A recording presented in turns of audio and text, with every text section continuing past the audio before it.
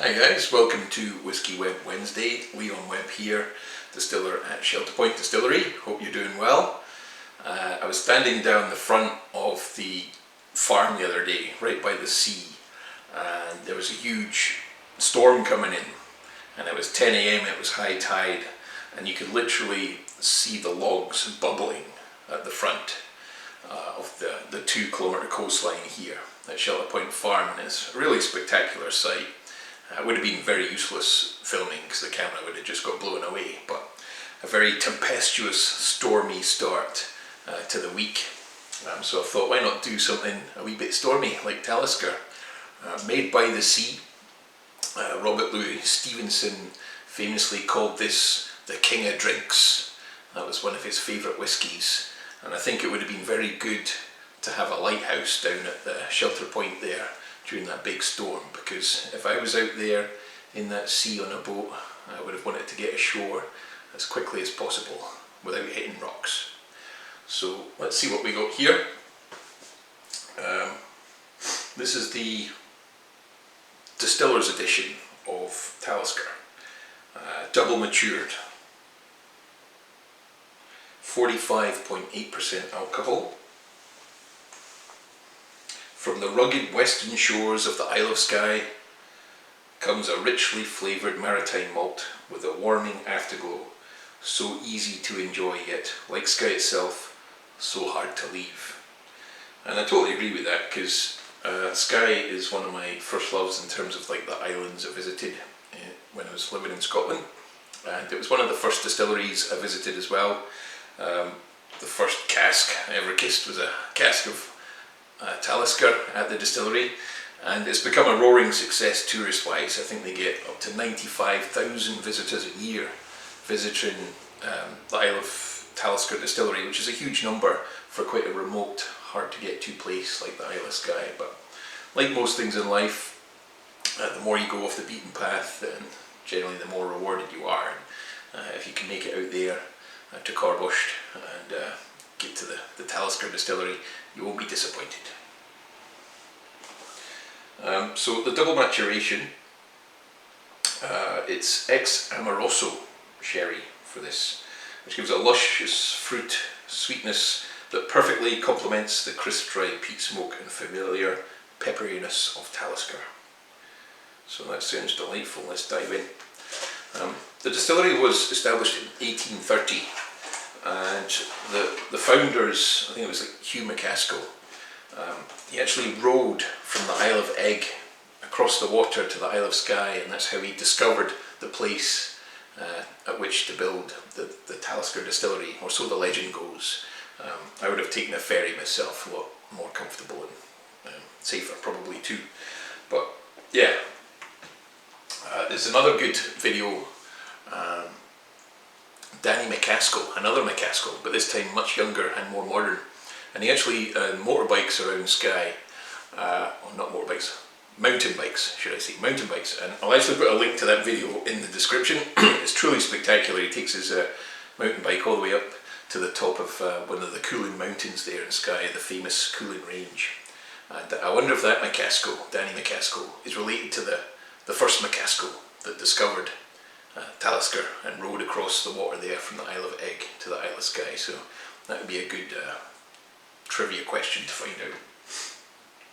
Okay, so let's open this up. Just a wee mild pop. There's the bottle there. So classic malt Diageo styling for this one, Talisker.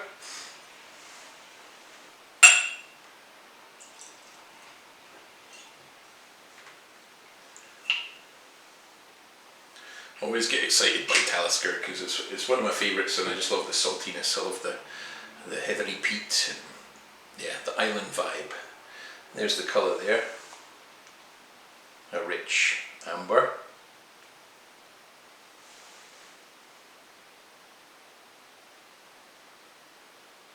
I've seen bigger and fatter legs, if I'm honest, but yeah, there's definitely a bit of viscosity there.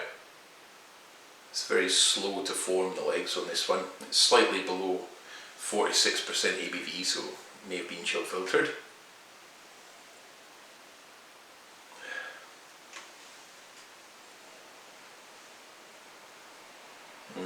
Yeah, straight away the peppery, salty, invigorating, briny nose.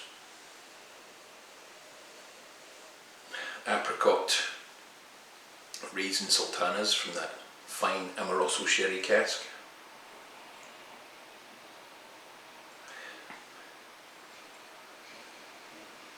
Bit of stewed fruit, baked pineapple.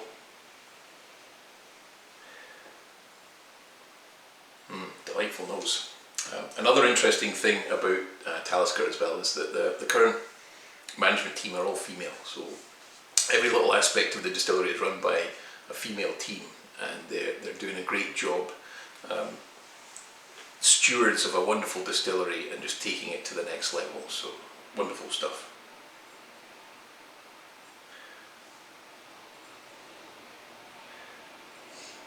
If you're interested in the year of this one, I think this is actually bottled in 2017, so it's a 10-year maturation, finished off in Amoroso cask, so it would have been, yeah, 2007 to 2017.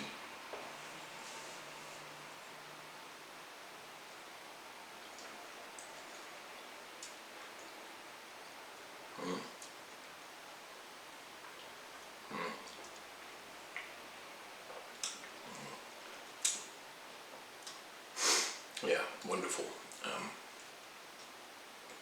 Caramel, tons of fruit, tons of salt, hint of smoke and peat.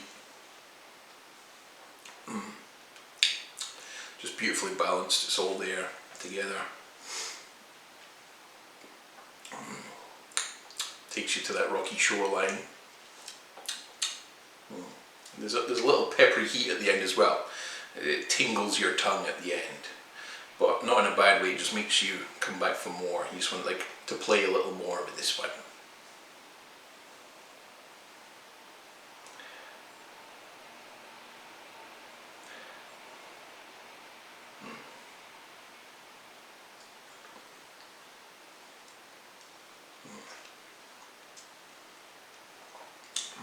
Yeah, so clean, despite having the depth of flavour, the range of flavour. It's a very clean spirit.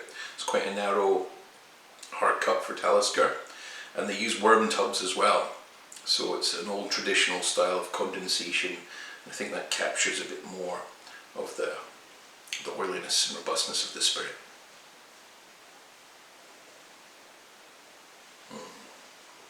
I think for people that aren't maybe ready for Islay levels of peat, this is definitely a nice level of smoke. It's there, but it's not overpowering.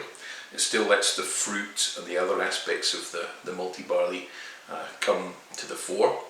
So it's a good starter point for those that want to get more involved in the peatier side of things. As to the cost of this one, in Canada it was about $139, including tax. So, you know, a little bit pricier than your 10-year-old, but definitely an interesting dimension. I do like the dried fruits that the sherry brings. Like all the Taliskers are excellent in my view. Talisker 10 especially is one of my go-tos, but this is an excellent Distiller's Edition and well worth checking out. So I hope you enjoyed that little review there of the Talisker Distillers Edition 2017. Enjoy the storms wherever you are in the world, and we'll see you next time for the next Whiskey Web video. Cheers!